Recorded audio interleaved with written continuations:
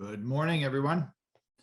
Good to see you. Happy June. This is our first webinar of June. I had the week off last week just for the hours of our webinar from the morning until, actually, I ended up taking most of the day. But anyway, it doesn't matter to you. I hope everybody is well. We're going to jump right into it. I want to remind you that you are being recorded. There is a Q&A button at the bottom of the screen where you can go in and ask questions as we're going. There is a survey at the end of this video. I appreciate all of you who have filled me in on what you're thinking of the webinars. So please answer those survey questions. It's very, very helpful to me. Today, we're going to talk about, as we always do, we're going to go over some Slott updates from the Slott mailbag. That's letters and correspondence that comes in throughout the week that I think might be interesting to you. And then we're going to talk about the markets. Lots to talk about the markets. So we're going to have a market update and analyst reports. And then we're going to do a financial planning topic. And today's financial planning topic ties right into the markets. And that is the 3 pillars of investment management. I think it's a timely discussion today with everything that's going on. And I feel like we could almost discuss this every week right now. So let me just check in and just hit the raise hand button if you can see me and hear me okay. Wonderful. Good seeing everybody. So we do have a class going on right now. We have a class starting this evening. It's a 3-series class, 2 hours each night. Seems to be running pretty well. It's a lot less exhausting doing 2 hours over 3, as you can imagine. So good for me, and I'm getting some good feedback from the attendees, so that's good too. And then so that'll continue over the next 3 nights, next 3 Tuesday nights, and then we have 2 more Thursday night classes that pick up again on this Thursday, the 16th, and next Thursday. As always, I encourage you to listen to David McKnight's podcast, The Power of Zero. I listen to them every week, and they're really great. Sometimes I do catch up. I get a couple of weeks, that I can listen to in longer periods. They only run about 20 minutes, sometimes even shorter than that, but really great information. So big headline, of course, is the consumer price index last week on Friday posted an 8.6% return. So prior months were 8.5 and 8.3. We were hoping there was a trend going down, albeit small, but it popped back up to 8.6. And then we had a massive sell-off on Monday, yesterday, as you saw, and Friday as well. So challenging time in the markets. And as I read these analyst reports, one of the things that is constantly missing that I want to remind you is that what is much different this year, the 1970s, there's periods of time that they're comparing this to. So one of them, of course, is the Great Recession. So the Great Recession was really from the end of 2007 until mid 2009 is when the market started turning around. It was April or March 2009 when we bottomed at the market and started to turn around. But it took some time, obviously, to climb out of that recession. And then, of course, there's a lot of comparisons right now with high inflation and some of the increasing interest rates and discussion about stagflation. Economic concerns where it's comparing the early 70s, mid 70s. So what's very, very different about that time compared to those times compared to today is the baby boomer generation heading into retirement. And that should not be forgotten nor discounted because there are millions of you every single day who are retiring. So that does a couple of things. First of all, it gives you much more control for the most part, and usually on your retirement funds. So individual control can be a really difficult thing. If you're managing investments yourself, some folks tend to be a little capricious with their investments. So you get a lot of buying and selling based on emotion.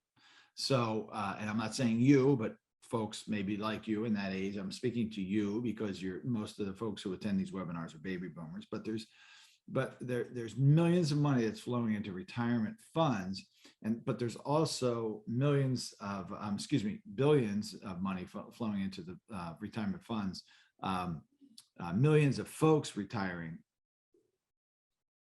And then there's also, the drawdown on Social Security, the drawdown on Medicare. There are some return assumptions built into these trusts, whether the pensions or the trust fund for Social Security and Medicare, that are just going to get blown out of the water.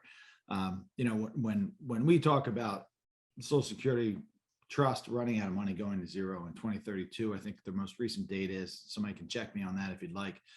You have to figure that there nowhere in that calculation was an investment or inflation adjustment like we saw last year, and nowhere again if we continue down this path, which I believe we will by the end of the year, another huge inflation adjustment. So of course that's going to escalate that time or accelerate that time that Social Security is going to run out of funds.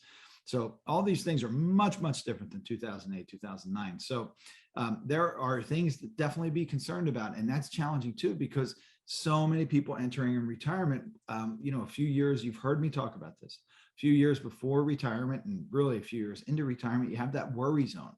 Well, this is just absolutely compounded right now, that with everything going on, this worry zone. So I found that it really doesn't matter how much money you have, you still worry about that you're going to have enough. But these are the concerns that we have compared to 2008, 2009, and the 1970s. And we have again really record high inflation. So let's dig into this a little bit. I'm going to share with you the consumer price, the Bureau of Labor Statistics, because not only did the consumer price index come out at 8.6% on Friday, the producer price index came out this morning at let's see what it was, 10.8% over the last 12 months. Now the market seems to like that, because that's what was expected, a 0.8% growth in May. But I'm concerned that that's a bit of a leading indicator of where the CPI number, consumer price index, right? So you have consumer price index is what we're usually used to hearing. That's what we spend on things. Producer price index is what producers cost and spend, generally to produce goods and services. So that is a concern of mine, seeing that it's 10.8%, but it doesn't seem to be as much of a concern of the market, because we're seeing it up today. But I'm going to share with you and again, anybody can access this. So this is the Bureau of Labor Statistics website. Just going to share my screen here. Okay, so you should be able to see. Sorry, I'm just closing some things. You should be able to see here, U.S. Bureau of Labor Statistics. Just raise your hand if you can see that clearly. I'm just going to snap it to the screen. Thank you. And here's what we're looking at. So here's the latest numbers here for May. Go down here, 6.8. No, that's not right. Where are we? What's going on here, Mark? Oh, I'm looking at the producer price index. Excuse me. Let me pause that.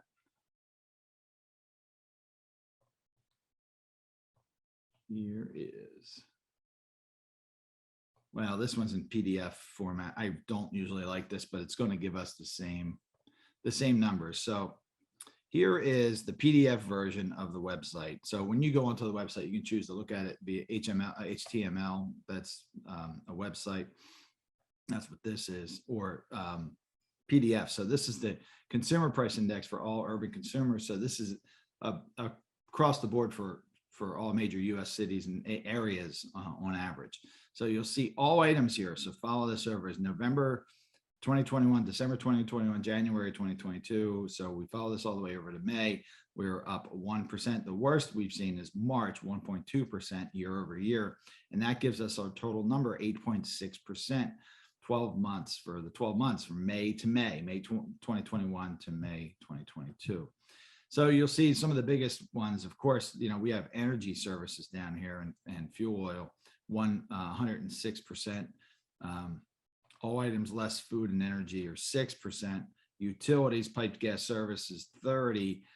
Fuel oil, I think that was the 106. Yeah, 106% on that.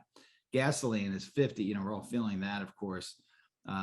other energy commodities, food, 10.8. Food away from home is, where is that? That is 7.4. So, all this adds up to this astounding number of 8.6%. And we can't sustain this. If we continue down this path at 8.6% or 6, even if we get it back down to 6%, from a financial planning point of view, it's not sustainable. We're seeing plans fail, just moving it up to 3.5%. So there is definitely cause for concern and a bit of alarm. And that's why we have to, act at times to make some adjustments in investment portfolios, some assumption adjustments, and sometimes some behavior adjustments. I was talking to a client last week who's considering going back and doing some consulting work. Now, it's likely he'll be okay, but it gives him a level of comfort just to be able to have some income coming in. He retired last year, but just to be able to have some income coming in. So that's kind of where we are. And these are concerning numbers. Again, producer price index, since I have it up, rose. Let's see here. This just came out this morning. So I'm just looking for the final sentence that gives us. There we go. It's actually the first paragraph right here. So you see moved up 10.8%, 10.8% for the 12 months ending in May. So let's pay attention to that. Okay. So now let's talk about our slot updates. So we've got a few because I didn't pick them all up from the week that we didn't have a webinar, but I've got a few. So I'm going to share these with you too, because I've learned that it's helpful to share it so you can read along. This first one we're going to talk about is how the IRS sees your IRAs and Roth IRAs. And I really like this snapshot from Andy. Let me just make sure everybody's seeing in my notes here. It says one Roth IRA bucket. Raise your hand if you can see that, please. No? Okay, very good. Thank you. Excuse me. So that's from Andy Ives. So really this comes down to the question is, I've got traditional IRAs and Roth IRAs, and this happens with us because I'm going to talk later about account segmentation or time segmented accounts, however you want to say it. But we'll end up with six or eight or more accounts for a client. And really, how does the IRS view this? Because you hear about 5-year rules, and you've got complicated distribution rules that get more complicated every year with required minimum distributions. They can't make anything easier; they make it much more complicated. So let's look at this. So Andy writes, scenario: John owns multiple Roth IRAs. He believes it is necessary to maintain all these accounts to keep things properly organized and to track his 5-year conversion clocks. He has contributed. So again, that 5-year rule, very complicated. If you're under 59.5, once you're over 59.5, as long as you've owned a single Roth IRA for longer than 5 years, you really don't even have to pay attention to it. All right, so he has contributed to Roth IRA 1 for over a decade. He did a partial Roth conversion from a traditional IRA many years ago to Roth IRA 2. Since that first conversion, John did 2 more conversions. These are Roth IRAs 3 and 4. Finally, John recently rolled over his 401k plan. The pre-tax dollars went into another traditional IRA, and the Roth 401k dollars went to a Roth IRA number 5. So I know that's a little confusing, but that all can make sense because he's staggering out his Roth conversions to make sure he's meeting the 5-year rule for each one. Clearly is under 59.5 while he's doing that. But let's have a breakdown of what this looks like. So traditional IRA number 1 used to make partial Roth conversions. Traditional IRA number 2 includes only pre-tax rollover dollars from John's 401k. Roth IRA number 1 contributions and earnings. Roth IRA number 2 created by the first traditional to Roth IRA conversion. Roth IRA number 3 created by the second traditional to Roth IRA conversion. So each year he's doing a conversion. He's created a new Roth IRA. Created by Roth number 4, created by the third traditional to Roth IRA conversion. And finally, Roth IRA number 5, rollover Roth dollars from the 401k. So what does the IRS see when they look at all John's IRA accounts? 1 bucket of traditional IRA dollars, 1 bucket of Roth IRA dollars. That's how the IRS sees it. But how do they keep things straight? And this is important. And this is why people who do their own taxes and do their own accounting, they run afoul of these things because they don't file the proper paperwork or keep track of the paperwork correctly. But how does the IRS keep things straight? How do they know what is Roth contributions, what is conversions, and what is earnings? Well, tax forms, Form 1099-R and 5498 tell all. Through these tax forms, the IRS knows what went down, which means they know what's up. If John takes a distribution from any of his Roth IRAs, what will that distribution consist of? Based on strict ordering rules. I talk about this with folks all the time because I get these questions. Well, I've got a Roth IRA. I now have $500,000 in that Roth IRA. Some are contributions, some are conversions, and some of it is earnings. I want to make sure I don't run afoul of the 5-year rule and have it all taxed, right? But it's nearly impossible to do that unless you plan on draining that entire thing within that 5-year period. So, and if that's your plan, you shouldn't be doing Roth conversions anyway. But if John takes a distribution from any of his Roth, okay, I'm sorry. Oh, here we go. Based on strict ordering rules, the first dollar out will be contributions. So what that means is the IRS sees, okay, well, if I take out of that $500,000, if we take $100,000, they say is how much of that is contributions. And if all of that is contributions, then that's a return of the money that you already pay tax on. So there's no taxes or penalties on that. Second, then they look at conversions. If $50,000 of that $100,000 is contributions and another $50,000 is conversions, then again, it's a return of your original amount that you transferred over via Roth conversion and you've already paid tax. No issue there. Last then is earnings. So even if John does another conversion today, generating Roth IRA number 6, then and then takes a small distribution from that same account tomorrow, will be considered a Roth or withdrawal of contributions. How is that possible? Once again, the IRS does not care how many Roth IRAs you maintain. They see only one bucket of Roth IRA dollars under your name, and the bucket is clearly separated into contributions, conversions, and earnings. So under 59.5, it can make sense to have these multiple Roth IRAs so that you're keeping track of the 5-year rule, because each new conversion creates its own 5-year rule. If you're under 59.5, if you're over 59.5, that does not apply. That 5-year rule is bucketed all into one calculation and you're fine. Assume John contributed a total of $50,000 Roth IRA over many years. This assumes that so this is an example of what I told you, just in a little smaller scale. This means that every year the custodian will generate a 5498, custodian being your Fidelity, your Vanguard, your Schwab. In our case, they generate this form 5498. Your job is to keep it, right? Keep a record of it and report to the IRS in box 10, Roth IRA contributions. The IRS adds up those 5498s, and logically anything above the $50,000 is earnings. What if John then did a total of $200,000 in a Roth conversion? Those conversions would also be reported on the 5498 box 3 Roth IRA conversion amount. Additionally, each annual 5498 is essentially time-stamped to track the 5-year clocks. Now, all within the same bucket of the Roth IRA dollars, the IRS sees $50,000 of Roth contributions, $200,000 of Roth conversions, and when those transactions were completed, anything above that is earnings. One Roth IRA bucket clearly defines strict ordering rules, no need to maintain separate Roth IRA accounts. Like John, if you don't want to, the IRS sees all. Again, there can be a very, very good reason for keeping those individual accounts, but not necessary. All right, I've got a question here or a comment.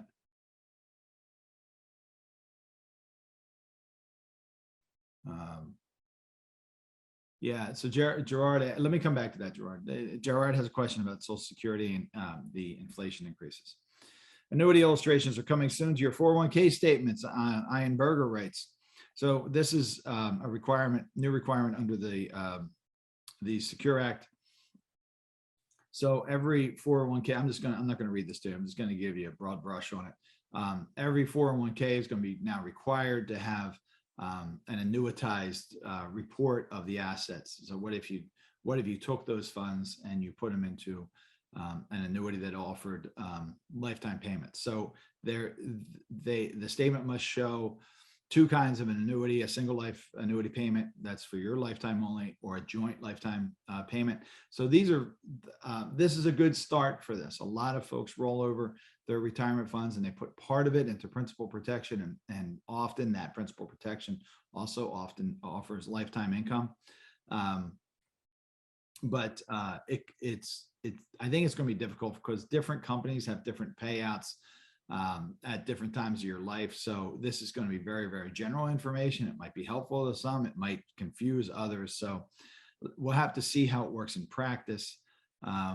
This last paragraph is really telling, because we just don't know what it's going to look like. The Labor Department requires that the narrative explaining the illustrations is the breakdown of what that lifetime income will look like for single lifetime or joint lifetime.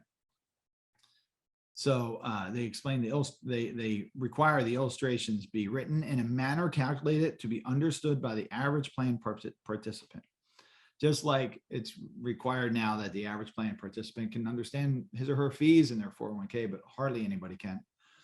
The Department of Labor has produced model language that plans can use to satisfy this requirement. Some critics of the new requirement believe that the model language is too complicated for an average employee to understand, and even those employees who read their account statements will simply gloss over the new illustrations. So, like many things, we'll have to see how that works out, but it could be good intentions, poor execution. All right, so this is talking about RMD rules again. You'll see that this comes in just all the time. So many complications with these RMD rules. So in this, and I think both of these examples, both of these are from either accountants or financial advisors that aren't sure how to handle these things. So this is always good practice for you, because most of you, after being on these webinars over and over again, week after week, you probably know a lot of the answers to these questions. So you're well ahead. In the beginning of classes, I don't really say anymore, but I used to say that at the end of this class, you'll know 90%, more than 90% of your peers, but unfortunately, you probably know more than 90% of the financial advisors out there, because they don't focus on this. So I have a client at age 65, this person writes, who inherited a traditional IRA from her mother in 2020. I know that she must empty the account by 12/31/2030. She is not an eligible designated beneficiary.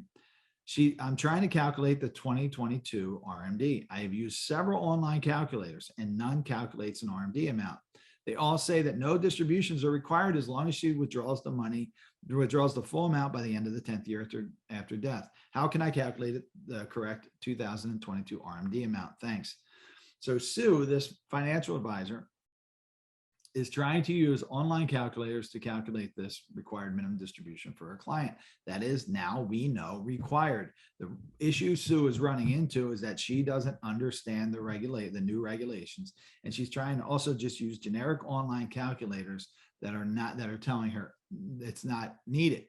The problem is these online calculators haven't caught up to the IRS regulations from just a few months ago, and it may take a lot of time for that to happen.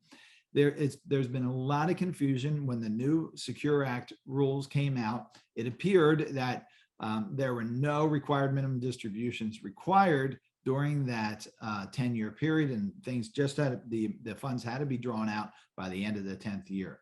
Then we got a memo from the IRS that said, no, required minimum distributions are required during that 10-year period. So this had been several months, maybe 6 or 8 months into the new Secure Act, maybe longer. I don't remember the timeline, but then the IRS reversed itself and said that was a mistake. There are no required minimum distributions required during that 10-year period. Then a few months ago, new regulations came out, and the IRS, now these are regulations. This is what's required. Now the IRS has said, well, no required minimum distributions if the person you inherited that money from was before the required beginning date, but there are required minimum distributions if the person you inherited that money from had passed the required beginning date, and he or she was required to take required minimum distribution. So if what I just said to you sounds very complicated, it's because it is. This person, obviously, the client is age 65. She inherited funds from her mother. Mother obviously was over the required beginning date, so she must take required minimum distributions during that 10-year period. But Sue can't find an online calculator to help her. So Ian writes, this is Ian, yeah. Ian writes, since the mother died in 2020 after reaching her RMD required beginning date, the daughter is required to take annual RMDs during the 10-year period under the IRS regulation issued in February. The 10-year period began in 2021. However, the new regulations just made us aware of the need to take RMDs within the 10-year period in that situation.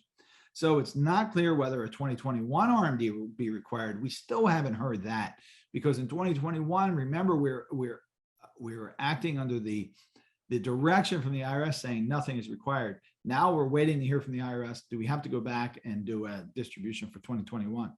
We are hoping the IRS will issue guidance on this issue later this year. Still no word. If required, the 2021 RMD would be the 12/31/20 account balance divided by 21.8. So he's talking about the RMD factor for a 64-year-old.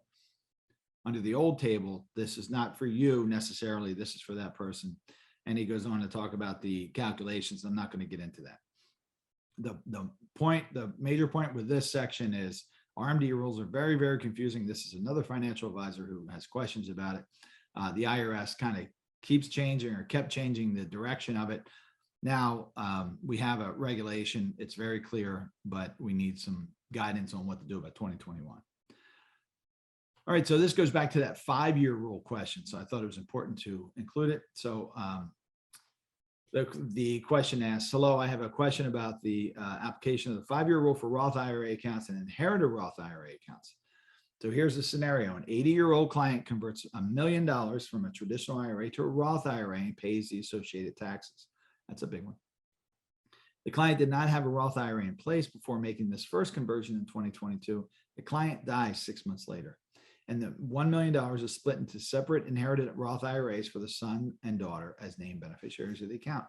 So this is an interesting situation. A conversion is made and never had a Roth before, and now 6 months later, the person passes away. So question 1, are the son and daughter able to take money from the inherited Roth IRA tax-free, despite the fact that the original owner did not establish the Roth more than 5 years ago? Number 2, if the answer to question 1 is no, can they wait to distribute any withdrawals until after the 5-year window passes to avoid any taxation? So now you know, because I just read you the rules, there's an ordering rule. So do you think that the ordering rule applies to this? We know the ordering rule applies to your Roth IRA contributions, conversions, and earnings in that order. But do they apply to inherited IRAs from a non-designated eligible beneficiary who then must take distributions? So let's see.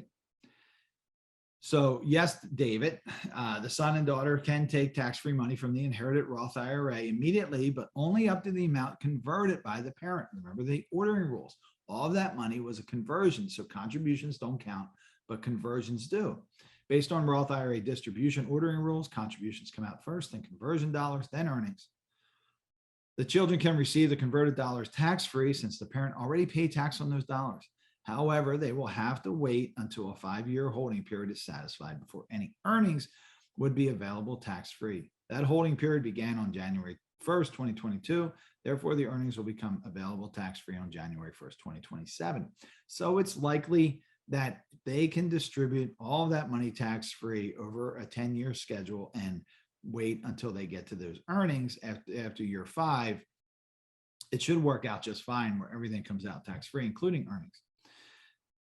So yes, they can wait to distribute any withdrawals until after the 5-year window. This is because they are not required to take RMDs during the 10-year payout period. Since the parent had a Roth IRA, the parent is considered to have died before the RMD required beginning date.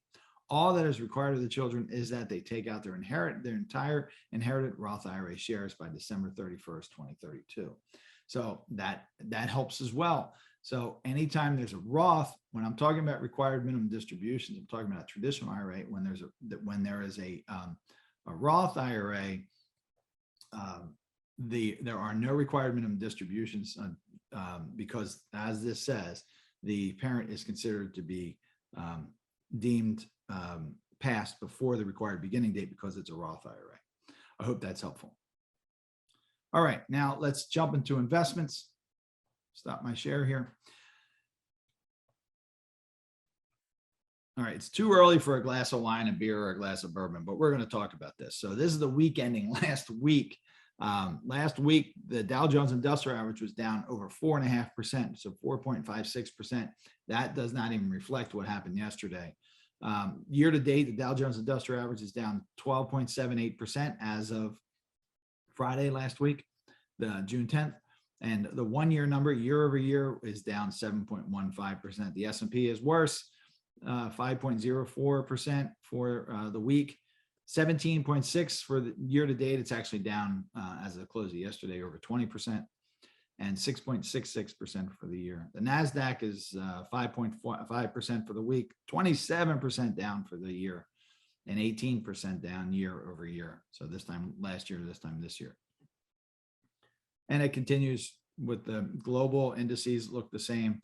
And, you know, as I've said, what's most challenging for people is, what about my bond funds? Well, the most typical bond fund investment is between 7 and 9 years in retirement accounts, and that index is down 10.65% for the year.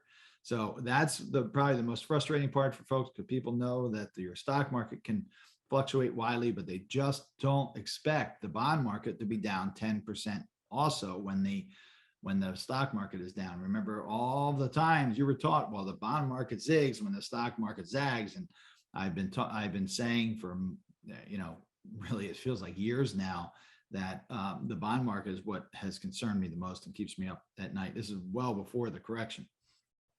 So that's what's difficult for most folks, because a lot of people have their money in target date funds. Those target date funds get more conservative or more safe as you get closer to retirement based on your age.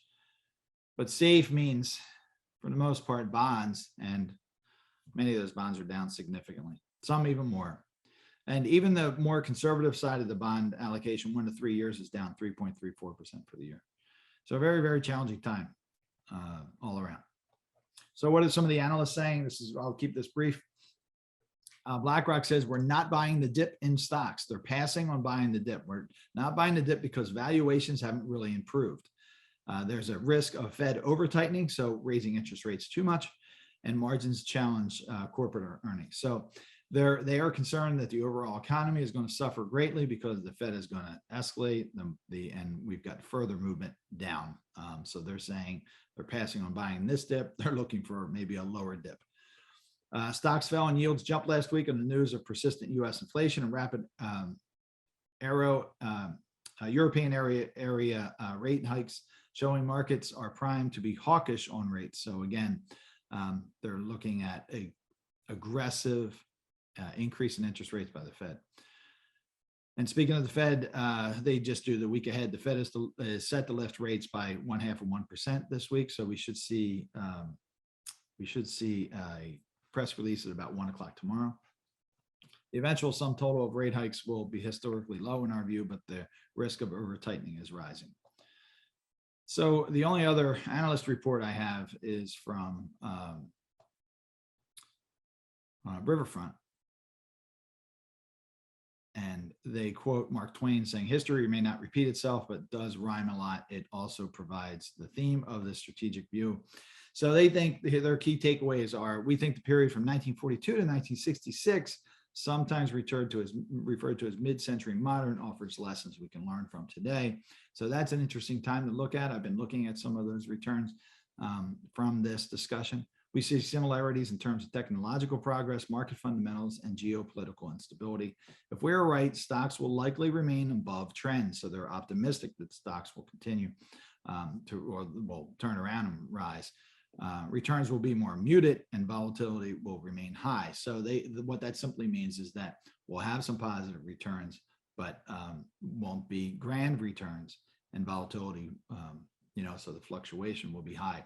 So I said to you in the beginning of the year that I think the markets will be really tight, maybe +5, -5 area. I honestly didn't expect the kind of routes that we've been seeing, because I didn't expect the type of inflation that we've been seeing and the let's just call it the ineptitude of the Fed, in my opinion. So I hope that we see some stability and we can see some direction to the positive, or less of a loss by the end of the year. We've taken a lot of steps, beginning with the foundation of, we're going to jump right into now account segmentation, principal protection, and asset allocation. But even in preparation for rebalancing and some of the purchases we're doing that I don't want to get into on this webinar, that I'll specifically do for clients, we have a tremendous amount of cash on the sidelines, and that's been very beneficial right now. So glad that that's the situation. All right, we've got a couple questions then.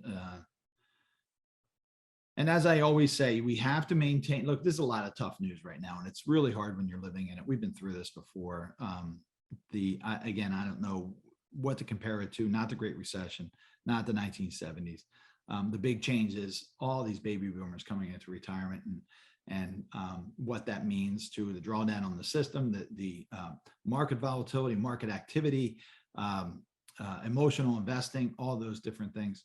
And emotional investing isn't just, it isn't only tied to individuals. It also is tied to money managers. So I'm not just being critical of the individual investor, but you have to remember that now the individual investor can move the market rather rapidly using exchange traded funds and other things like that.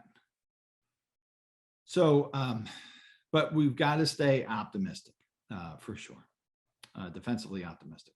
So let's see what our questions are. We have two questions. The first one was from Gerard. So how will any Social Security inflation increase reduce the fund's sustainability? 8% inflation versus old lower projected rates would have a significant impact, exclamation point. Yeah, that's what I was saying. So just looking at my reference here, the most recent Social Security and Medicare report showed Social Security running out of funds, trust funds, in 2033. So that's a year earlier than the last report. And that's not how, that's really not how it should be working. Of course, we should be taking steps to fund this trust fund. And instead, we continue to lose ground at every report, it seems like. So prior to this report that was published in the fall, it was 2033, or excuse me, 2034. But after COVID adjustments, inflation adjustments there, it dropped down to 2033. So could it move all the way down to 2030 or 2031? I think with these significant inflation impacts, it could. We'll certainly lose another year, but I don't know what the outcome's going to be. But we have the same problem with Medicare, of course. So Medicare is subject to be depleted in 2026. So that's right around the corner. So that'll also drop down significantly. So we might see 2025, certainly, I believe, but we also might touch 2024 there. So all these things are, all these things are compounding the problem. So looking back on this a year from now, it's going to be very interesting to see where we land. All right, let me, and then I'm sorry, there was another question. So Doug asked, isn't this an even better time to do a Roth conversion as earnings growth when stock market rebounds would be tax-free after 5 years? Sure, Doug. So that's a common strategy. We've began implementing Roth conversions for our clients. Sometimes practically you just can't do it because you're not sure of the income numbers and how much that should be. But yeah, it can certainly make sense to look at doing Roth conversions when markets are down, because particularly if you're talking about your stock investments, because when those markets recover, they're going to be recovering on the tax advantaged or tax-free side of the ledger. And that's where you want your growth to be, for sure. Good question, Doug. But yeah, that's a common tactic. All you clients of ours know that for sure. But good point. All right, let's look at our whiteboard, and I'm going to share our financial planning topic. You've heard this before, but I want you to stay and hear it again because it's important right now. We want to stay defensively optimistic, but how can we psychologically do that when everything feels so bad around us? Well, we go with our what I call our three pillars of investment management. So raise your hand if you can see my whiteboard, please. I'll get through this as quickly as possible. I know it's 10:40. All right, so here's I'm going to put my whiteboard down. So we first have asset allocation. So everybody knows asset allocation. Everybody who manages money does asset allocation. So this is the easy one. So this is when you say, okay, this is what, you're going to take some kind of risk assessment. We use a firm called Riskalyze, and they give us a score from 1 to 100, and 1 being the most conservative and 100 being the most aggressive. And most people who manage funds do some level of financial planning or whatever. They'll say, okay, we're going to take your risk score. Say you come in at a 55, right? So you're kind of right almost in the middle there. And they say, okay, we're going to put together an asset allocation for you. And you're going to have representation of all different areas. You're going to have some stock. You're going to have some large company stocks. You're going to have some mid-sized company stock. You're going to have some small company stock, and you're going to have some bonds. You're going to have some different, couple different kind of bond holdings, and maybe some, real estate, and some cash. And what folks say is, this is how you end up with that 60-40 portfolio. And many people did very well in that 60-40 portfolio throughout the last decade and a half. Just great returns year over year over year. It seemed like kind of a foolproof, bulletproof idea. Because again, when your stocks are down, your bonds are up, that's a discussion about asset allocation. And folks say, we're going to keep this balanced for you to make sure you've got the right percentages in each one of these sections here. And we'll make sure that we manage your risk that way. And, that's all part of it for sure. But can you count on that 100%? No, because we're seeing it right now. I just told you the S&P 500 is down about 22%. And the bond market is down, anywhere from 10 to 12%. So you've got both sides of this down, and almost right in this case, really with the maybe some rates, depending on what you have, you're down across the board. And now suddenly, your protection really hasn't been there just from asset allocation. But asset allocation is important, but it's not everything. So, but it's you've got to have some level of asset allocation to give you exposure to broad markets around the globe. But that's just the first step. So the first step is asset allocation, but it can't be that alone.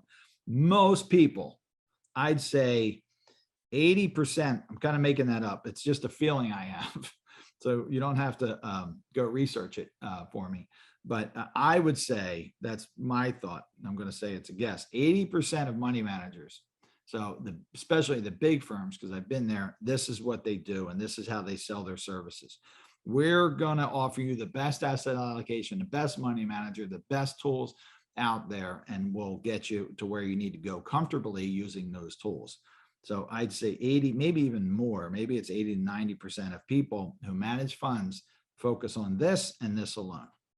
Missing big opportunities. The second, so that's one pillar though. We have to have good asset allocation, but that's not everything. The second is principal protection. Well, principal protection is exactly what it sounds like. When markets are bad, you want a floor. Most floors you want are 0. So when the market is down 22%, your return doesn't go any lower than 0. So what you have to figure out is how much of your investments do you put in there? We typically start with 1/3.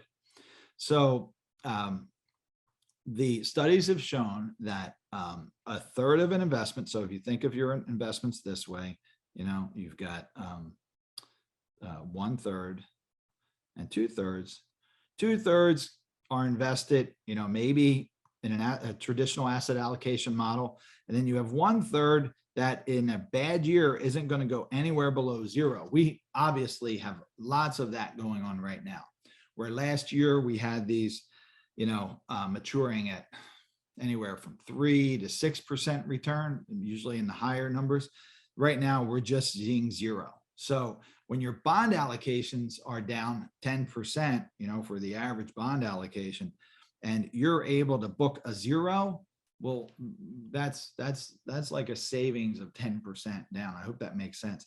So the studies have shown that a third of an allocation can really help, obviously, the performance of your portfolio in a down market. But even in an average return market, which we're likely to see over the next decade or so, once we get out of this, it helps tremendously. Because if you just think about this for a second, if this is your floor, I'm back over here on the left. If this is your floor is 0, and you only average, say, a 3% return. So if you do 0 in 2022, and then you do, and this is just an example. These numbers are not guaranteed or anything like that. And then you do 3 plus 3% in 2023. So let's clean this line up a little bit. Oops, I want that out of there. Get out of there. So now we're up here. We're plus 3% in 2023, and then you do another 3% in 2024, and let's give it one more, another 3% in 2025. Now that may not seem exciting. Sometimes I say it doesn't seem sexy. Hold on one second. I gotta close something that's popping up here. But then your following year, I'm kind of creeping into account segmentation, but that's okay. 2026 here, you've got a 0 return. So you stay 0. Now notice I did not go down here. There is none of this down here. The worst that you can do is 0. So instead of having to climb out of this hole, you don't have to do that. So next year, again, if we hit, I'll move this up here now. 2027, if we have another 3, or let's give it a 4, just so you know that there's a variance in numbers. Then look at the savings of that, of not having to climb out of that hole. Because if you're here negative 10%, remember, you have to earn more than 10% just to get back to even. So it's not, it's not as much as 20. It's, I think off the top of my head, it's about 14%. Gerard's going to probably tell me what the difference is. But that's how, first of all, the principal protection protects you in a down market, of course, but even in an average investment market, it helps boost the returns, because you're never, even though these are modest returns, you're never digging out of a hole. So I hope that all makes sense. So now let me give account segmentations proper due, and we'll move that down here out of the scribble up here. And I'm going to come back to principal protection real fast. Be careful though, because you don't want to overcommit to principal protection. The most I'd recommend for most people, everybody's different, is 1/2.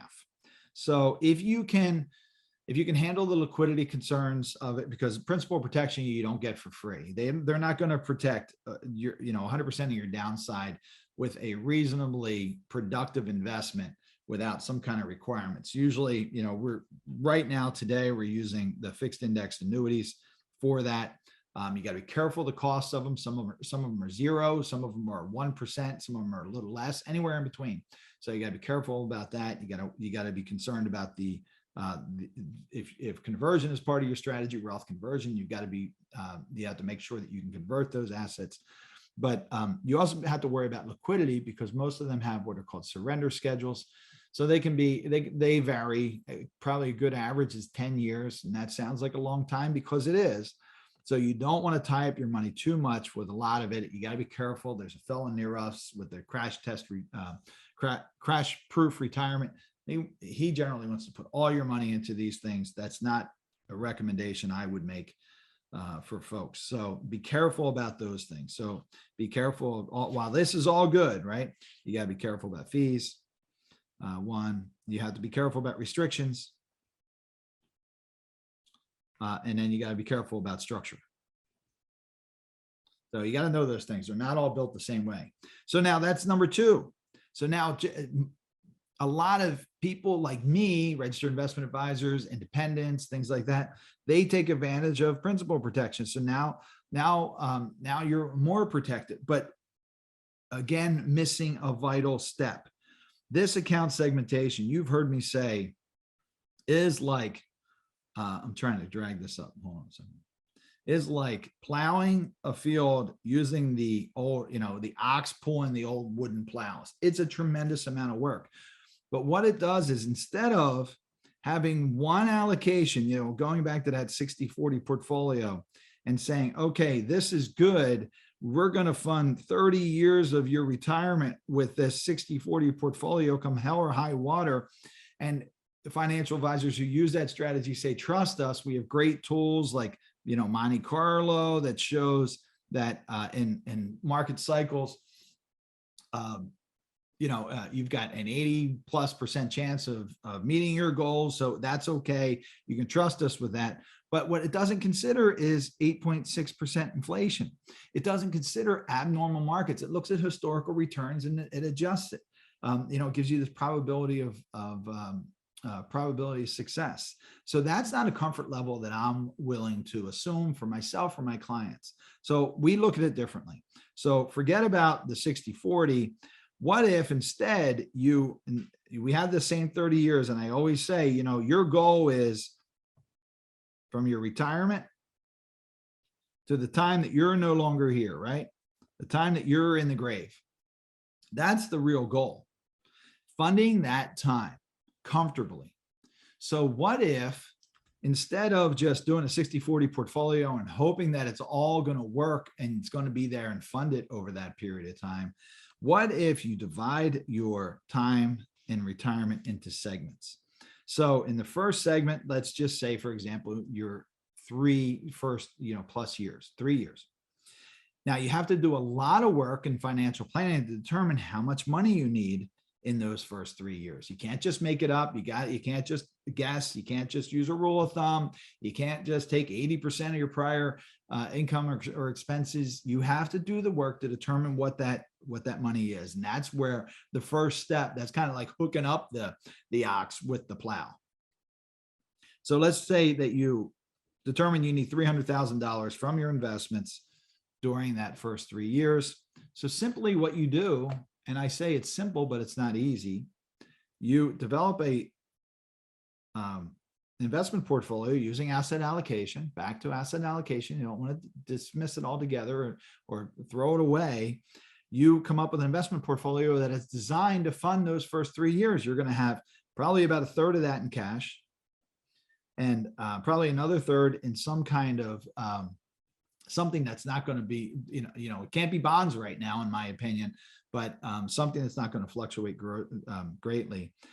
And you're going to have maybe some, in a typical market, some equity exposure. I'd say right now, maybe not, but you want something that's going to give you a little bit of growth, but it's not going to fluctuate much. So that will be there. That money, we know, will be there to fund your retirement because we want a little bit of growth, very, very little fluctuation on the downside. Then you do another account. Now you determine from year 4 to 6, I need another $300,000 through all that work. It's not guessing, it's through all that work. Now we won't need this money for 4 years, so we can reach a little bit more. Maybe we get +4, -4. I'm using these as a guideline only. Let me clear up these other lines. I know we're going over time, but this is important. Stay with me.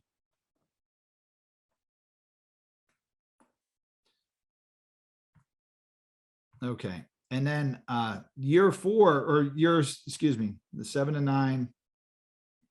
Let's finish this out. 10 to 13, 14 to 17. Let's say 17 plus. That's a good timeline there.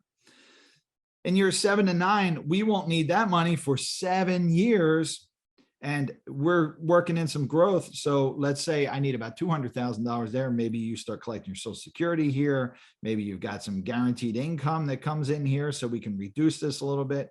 Often people use either life insurance or an annuity for some additional lifetime income. So we might be able to reduce this, and now we have an allocation that is set to fund that need plus growth plus inflation growth at $200,000. And maybe that's a +6, -6 portfolio. And we continue on like that. Now, so we'll have an account for each one of these sections and we'll invest it accordingly. And maybe all the way over here, now we get the +9, -9. Well, I said 9, but I wrote 10. And then we can do +12, -12 all the way over here, because we need a growth component. We need a growth component, not only for inflation, but you're going to want it. What we often end up with is a legacy/longevity amount. And you might do all of this account segmentation work and find out that, hey, I've got $1 million here that I will likely never spend in my lifetime. It'll be there if I need it, but it may pass to my heirs as well. And you can invest that more aggressively, maybe even speculatively if you'd like.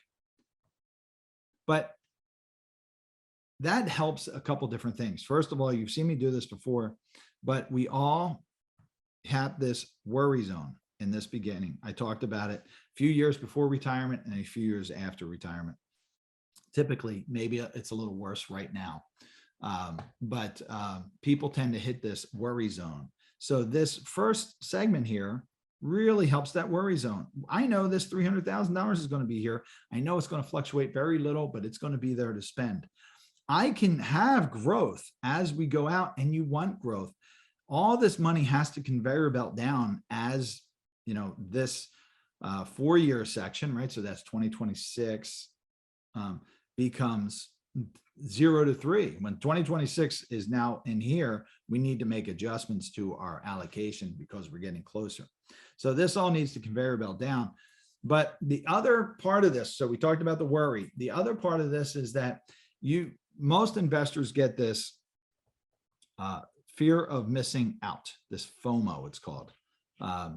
So FOMO is when a very conservative investor might come to me and say, if we would have just invested in whatever, you name it, Tesla, whatever, 10 years ago, we would have had so much more money. Well, that almost always happens. My brother, my cousin, my plumber told me I should have invested in this, and geez, we were so conservative over here that I feel like we missed an opportunity. Well, there's no reason to have that missed opportunity. And it also often makes sense in your financial plan. So you can invest that money that is more aggressive way out here. And I always ask the question, this is a little messy, so let me clean this up. Let's look at this section here. If let's just draw a line here. If you know that most of your money that you're going to need that you're seeing the most volatility in, if you're down, call it 20%, in this money that you're not going to need for another 14 years, is that going to keep you up at night? No. For most people, the answer is no. So, but we also know that it's going to give us the growth we need in the future, because we all know that the markets are eventually going to recover. The question is when, and we don't want it to affect this area here. So that is account segmentation. You have to do the work. You can't just make this up. You have to do the work to identify the amount that you need. Then you have to do the work to choose the investments in this asset allocation. And then you have to do all these asset allocation models. You have to do the work to establish the accounts, because you can't, in my opinion, just blend them together, because psychologically, investors need to see that this money is segmented. The money that's most volatile, I'm not going to need for a decade and a half. I understand that. So you have to do the work to get there. But with these 3 pillars, and geez, if you're able to add in there, I said it here, guaranteed income, some kind of guaranteed income from an annuity, some kind of income stream from life insurance, you really have a great thing going. And I know our clients are feeling comfort with that now. But that I thought was appropriate for the discussion today. We got a lot of insanity in the markets right now. We have a lot of uncertainty going on. What's going to happen in Washington? We've got midterm elections coming up. We don't know how the Fed's going to be able to handle these the raises in interest rates to help offset this crazy inflation that nobody expected. Go back to your fundamentals, the 3 pillars: asset allocation, principal protection, and account segmentation. They will get you through not just the short term, but get you to your your goals or help get you to your goals for sure over your lifetime. Don't count on some Monte Carlo simulation that says, trust us, it'll work. Listen, I'm not saying that people shouldn't get your trust, but I like to see exactly where the funds are coming from, how they're invested for that purpose in their life, purpose in your life, and how it's going to affect the overall plan. But you have to do the work to get there. All right, folks, we're well over. It's 11 o'clock. We started these being an hour, and I trimmed them back to 45 minutes, but maybe we deserve some more time together during these trying times. But have a great day. We'll see you next week. And if you're in class tonight, I'll see you tonight. Take care.